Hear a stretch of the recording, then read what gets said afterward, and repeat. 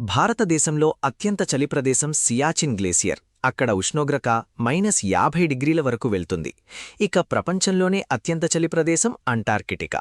అక్కడ -90 డిగ్రీల వరకు టెంపరేచర్ ఉంటుంది. కానీ ఈ రెండింటికంటే కూల్గా ఈ ప్రపంచంలోనే ఏదైనా ఉందంటే అది ఈ ఫోటో. 1996 నాటి భారతదేశానికి తీసుకెళ్తున్నాం. మైకేల్ జాక్సన్ ఆ కాలంలో మోడర్న్ ఎరాకి నిజమైన రాజులా ఉండేవారు. బ్రెజిల్, ఆస్ట్రేలియా, జపాన్, చైనా, ప్రపంచంలోని ప్రతి మూల మైకేల్ జాక్సన్ పేరు మారుమ్రోగిపోయేది. కానీ అప్పటి వరకు మన భారతదేశం ఎంజే మ్యాజిక్ని దగ్గర నుండి చూడలేదు. మైకేల్ జాక్సన్కి ఇక్కడున్న భారీ ఫ్యాన్ ఫాలోయింగ్ ఆయన కోసం కంటికి రెప్పవేయకుండా ఎదురుచూస్తున్నారు. ఫ్యాన్స్ ప్రేమను తెలుసుకున్న మైకేల్ జాక్సన్ ఇలా అన్నారు, "నేను వస్తున్నాను, ఇండియాకి వస్తున్నాను."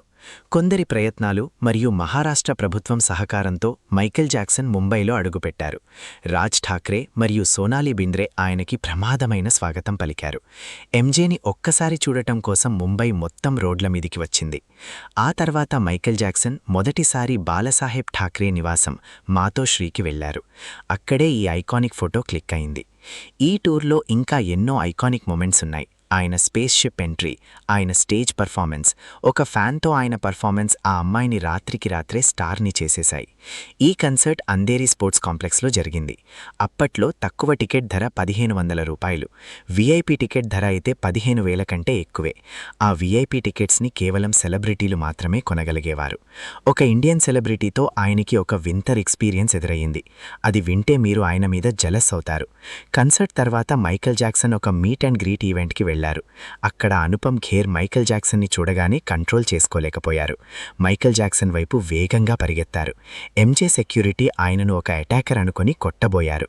అప్పుడు ఈవెంట్ ఆర్గనైజర్ గట్టిగా అరిచారు, "ఆయనని కొట్టవద్దు, ఆయన భారతదేశంలోని అతిపెద్ద నటుడు." అలా మైకేల్ జాక్సన్ మరియు Anupam Kher iconic photo click అయింది. అనుపమ్ ఖేర్ చెప్పిన మాటలు వింటే మీరు షాక్ అవుతారు. ఆ ఫోటో చూస్తుంటే నేనొక రాజులా, ఎంజే నా ఫ్యాన్లా ఉన్నారు అని అన్నారు. మరి ఈ రోజుల్లో ఎవరికి అలాంటి క్రేజ్ ఉంది? కామెంట్ చేయండి.